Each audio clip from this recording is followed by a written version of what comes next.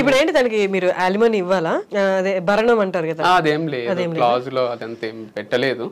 So నేను తనకి ఇచ్చేది ఏం లేదు, తను నాకు ఇచ్చేది ఏం లేదు, ఎవ్రీథింగ్ సెటిల్మెంట్ అయిపోయింది. You gave all to her. Yeah that's it. అది కూడా పెద్ద హ్యూజ్ రెస్పాన్సిబిలిటీ, అంత సింపుల్ ఏం కాదు అది. ఎందుకంటే ఆ ఎంప్లాయీస్ అది చూసుకోవాలంటే ఇట్స్ టూ టఫ్. నాకు చూసుకోవాలని లేకిచ్చింది ఏం కాదు, తను అన్న చూసుకోవాలి, నేనన్నా చూసుకోవాలి.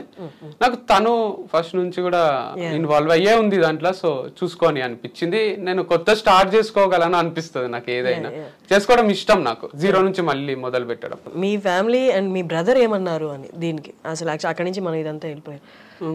మా అన్నక్క ఫస్ట్ అయితే ఒక రోజు నేను ఇంటికి వచ్చిన, ఇట్లా సెట్ కాదనిపిస్తుంది అది అని చెప్తే, కలిసిపోవాలి రా, అది చాలా తప్పు, మాట్లాడు, కుదురుతుంది అంతా అంటే మాట్లాడినా, కలిసిపోయినాం. మళ్ళీ కొట్లాటలు అవి ఇవి కొంచెం కొంచెం డిస్ప్యూట్స్ వచ్చి మళ్ళీ కొంచెం విడిపోయినాము. ఇక సెట్ కాదు అని అర్థమైపోయింది మా ఇంట్లో కూడా. డివర్సే తీసుకోండి మరి అనే ఫస్ట్ వద్దన్నారు, తర్వాత తీసుకుంటే తీసుకోండి, తనకు కూడా ఉండాలని లేదు, నీకు ఉండాలని లేదు. ప్రపోజల్ ఎవరిది అసలు, డివోర్స్ ప్రపోజల్? అంటే ఒకటేసారి వచ్చింది, అంటే తన సైడ్ నుంచి ఫస్ట్, నా సైడ్ నుంచి ఫస్ట్ అని ఏం లేదు. మ్యూచువల్ డివర్స్ అనేది నిజం ఉంది ఇడం, అది అంటే మ్యూచువల్ అండర్స్టాండింగ్ తోని విడిపోయింది. ఇది ఎట్లయితే పెళ్లి అనుకొని చేసుకున్నామో అనుకొని విడిపోయినాము. అండ్ లేటర్ అయిపోవడం కూడా మంచిదే అనిపిస్తుంది. అంటే ఇద్దరు లైఫ్ ని ఎక్స్ప్లోర్ చేయొచ్చు కదా 2 different paths లో.